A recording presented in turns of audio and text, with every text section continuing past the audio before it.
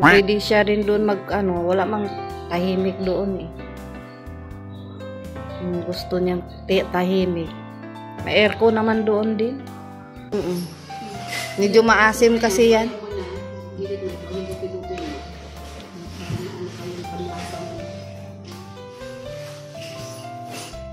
Yung man yan, yung ulo ng isda, dala nila ni Redsin kahapon.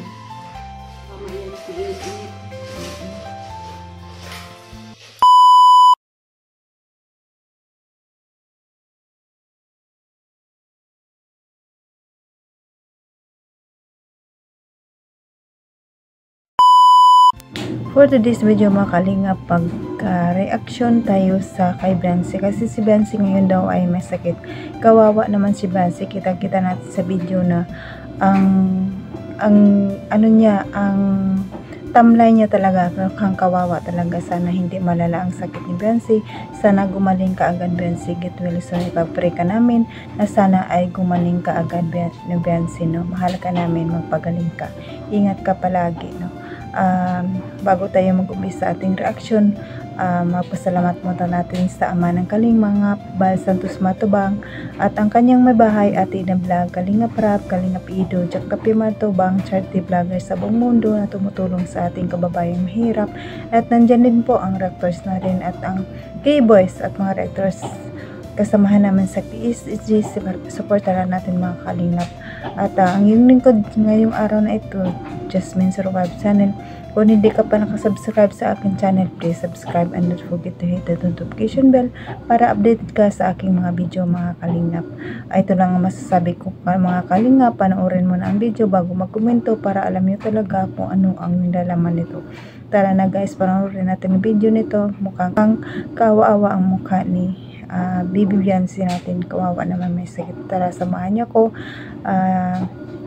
Ipag-pray natin mga Kalingap. Tara, samahan niyo ako. Panoorin natin ito. Let's go. 1, 2, 3, go! Pwede siya rin doon wala mang tahimik doon eh. Gusto niyang tahimik. May aircon naman doon din. Medyo maasim kasi yan.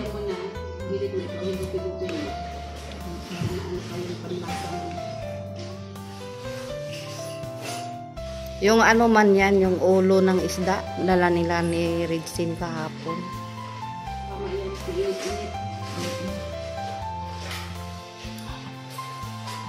Maasim-asim yan, sinigang.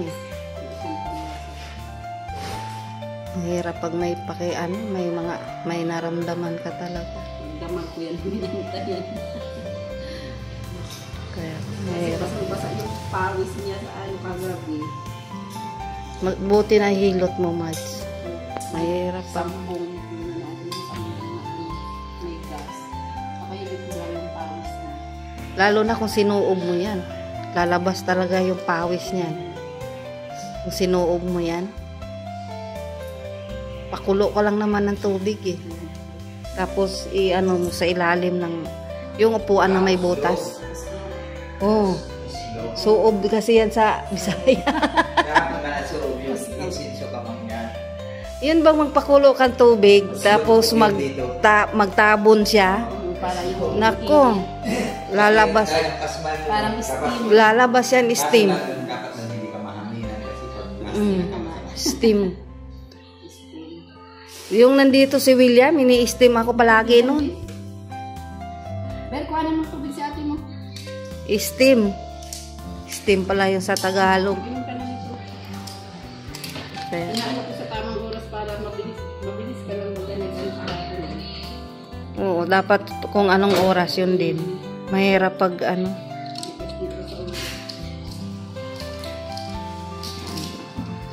maano na yan siya. Mamaya wala na, bukas. May pasok na yan, bukas. May pasok ka rin bukas, Bian. Mahirap pag may naramdaman. Uwian na ba siya? Sabado. Uwian na ba siya? Sabi ko nga mag-uwi na muna dito kasi baka na Iwasan mo muna yung soft drinks. Soft drinks at chicheria. Tapos ang mga ulam lagi sa labas ng binso na binilang sila. Ready made ay laging ano. May iba man yung dito, may sabaw-sabaw ka na ay. Ang hirap. Kaso lang din, mahirap din mag-uwian ngayon tag-ulan.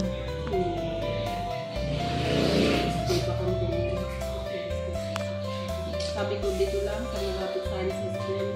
Ang bukuan yung Magdorm.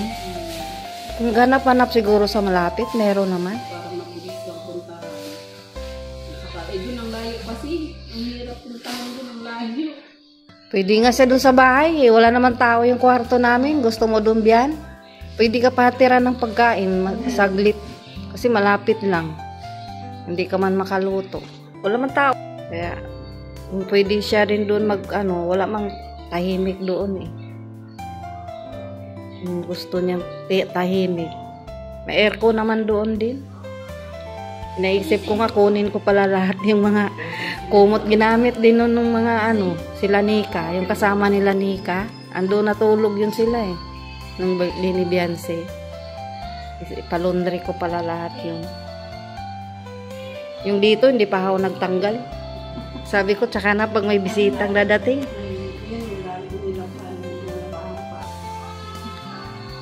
Ako, nakalaba ako kahapon, mga short lang eh. Ulan naman. Hindi talaga pumayag naman siya. Sino yun? Brianna. Kaya sabi nga ni Doc, umuwi ako doon, mag-display na ba daw, mag-arin. Sabi ko, magsimba pa sila, Mads. Ang ginagawa mo dyan, sabi ko, nag-init ako ng sabaw. Tapos na yung kita nung kayo magano na lang kami ng kandila. Pwede naman, masindi lang. So, makalingap na naman na ninyo ang video, no? Mukhang kawawa talaga si Bansi, no? Siguro overpatig yan at saka sa puyat. Alam naman natin ang ating dalaga, si Beyonce ay masakitin siya, no? Sana Beyonce, hindi naman mo kanyang kalala ang iyong sakit. Sana okay lang ang lahat. Magpagaling ka at get well soon at ipagpapray ka namin. Sana sa garang paggaling mo, mag-ingat ka palagi, no? Kawawa naman, Habi, paano na yan, may sakit si Beyonce, dalawin mo naman.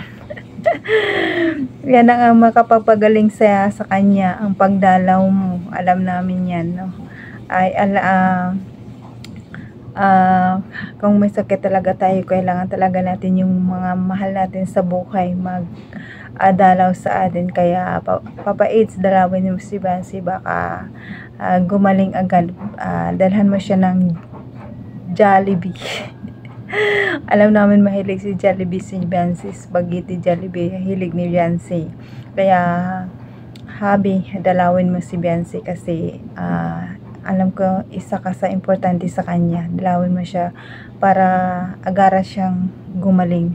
Kaya baby Beyonce, magpagaling ka at magpalakas ka. At alam ko may pasok ka pa, no? Ang hirap, may sakit na pumapasok tayo, no?